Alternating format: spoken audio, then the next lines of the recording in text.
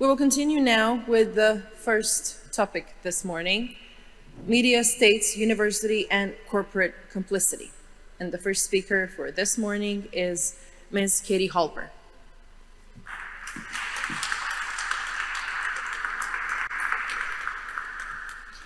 Katie will be speaking about media complicity. Hello, everybody. And thank you so much to the jury for having me here. My name is Katie Halper. I'm a journalist, filmmaker, and the host of YouTube shows, podcasts, and a radio show. And I'm here to speak in my capacity as an analyst of Western corporate media. I'm also here as someone who personally experienced Western corporate media censorship and cancellation. In 2020, while working as a co-host of Hill TV's show Rising, I prepared a daily monologue in which I argued that Israel was an apartheid state.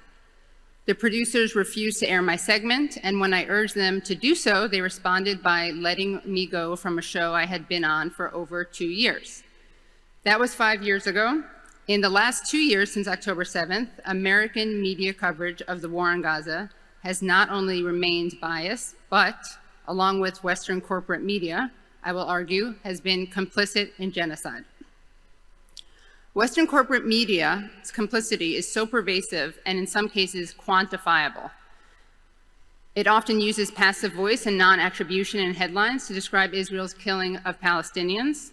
It uses emotive language to describe the deaths of Israelis. In November 2023, the New York Times sent a memo to its reporters telling them not to use the words genocide, ethnic cleansing, or occupied territory. It even cautioned against the use of refugee camp.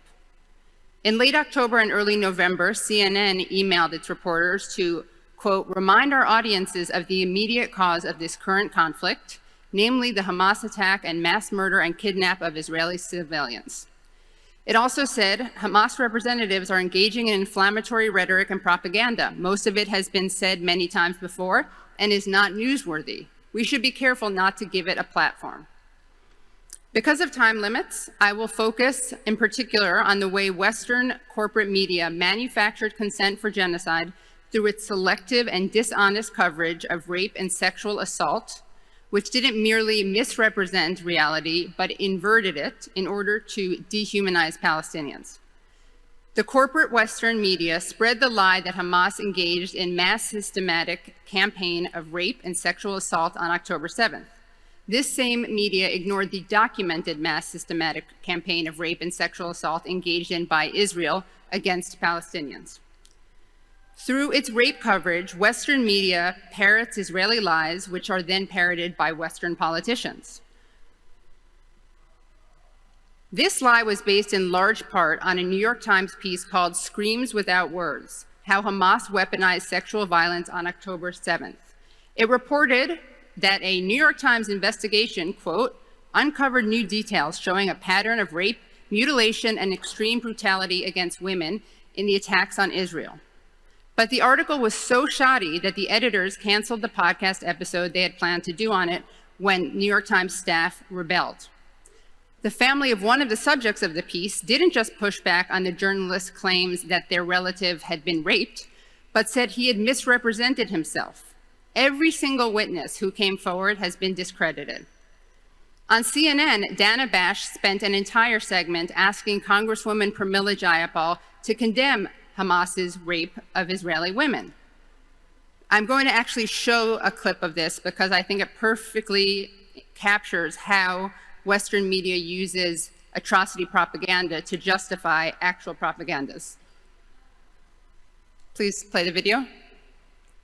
15,000 Palestinians have been killed in Israeli airstrikes, 3/4 of whom are women and children. And it's horrible, but you don't see Israeli soldiers raping well, Dana, I Palestinian think women. Okay, so just to reiterate what happened there, Pramila Jayapal, after having been asked to condemn Hamas rape several times during an interview with Dana Bash, did condemn Hamas's alleged rape. Of course, the word alleged was not used. But then Pramila Jayapal had the gall to encourage Dana Bash to show some bias and talk about the outrages committed against Palestinians and mention the death of 15,000 civilians. And Dana Bash's response was, and it's horrible, but you don't see Israeli soldiers raping Palestinian women. And this is a quintessential example of how atrocity propaganda is being used to launder and justify actual atrocities. It brings up the rape to downplay Israel's actions. It implies that Israelis are enlightened and evolved humans who do not and would not engage in sexual violence.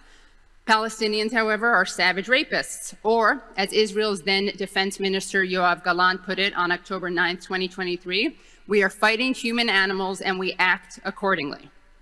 The Israeli government, Israeli media, Western corporate media, and Western politicians engage in a mutually reinforcing feedback loop of propaganda.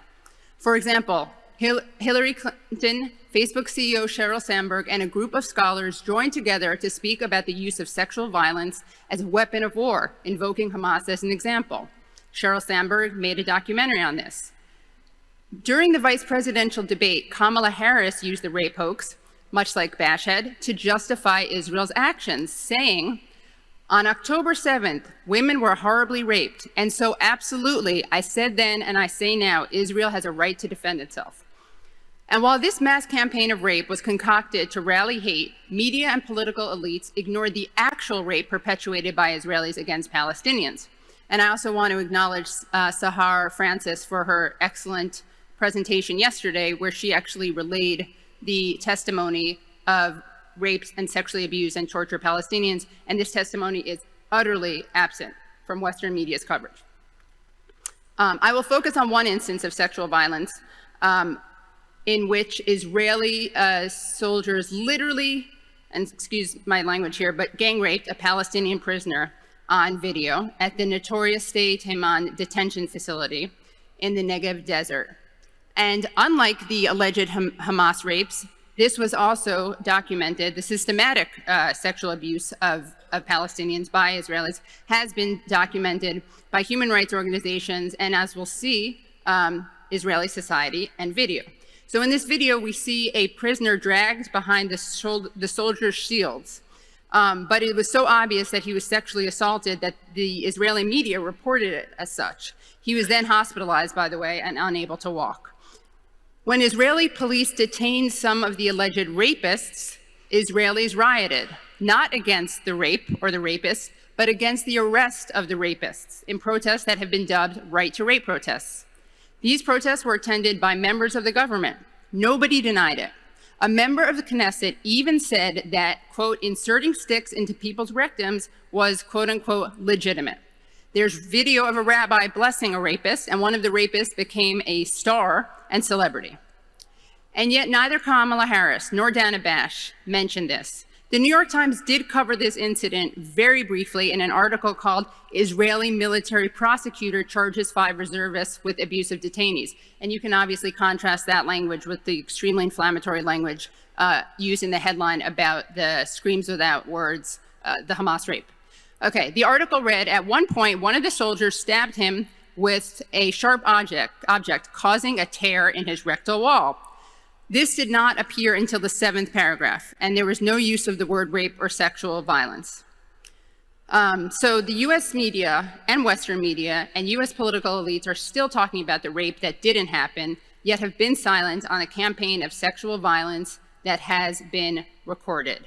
In fact, we have a UNN report that says that rape is being used as a method of war by Israel. We have also documentation by B'Tselem and countless Palestinian human rights organizations. B'Tselem wrote that prisoners are subject to repeated use of sexual violence by soldiers or prison guards. Western corporate media has abandoned journalistic principles and practice to win public support for the Gaza genocide. Human rights lawyer Craig McIver directs us to the historical precedents for holding Western media responsible for their role. The Universal Declaration of Human Rights guarantees, quote, the right to freedom of opinion and expression. This right includes freedom to hold opinions without interference and to seek, receive, and impart information and ideas through any media, regardless of frontiers. But the same document warns, nothing in this declaration may be interpreted as implying for any state, group, or person any right to engage in any activity or to perform any act aimed at the destruction of any of the rights and freedoms set forth herein. The United Nations Convention on the Prevention and Crime of Genocide doesn't merely make genocide punishable, but also public incitement to commit genocide and complicity in genocide. Even before the founding of the United Nations Convention on the Prevention and Crime of Genocide, the Nuremberg trial found newspaper publisher Julius Streicher guilty of incitement to genocide.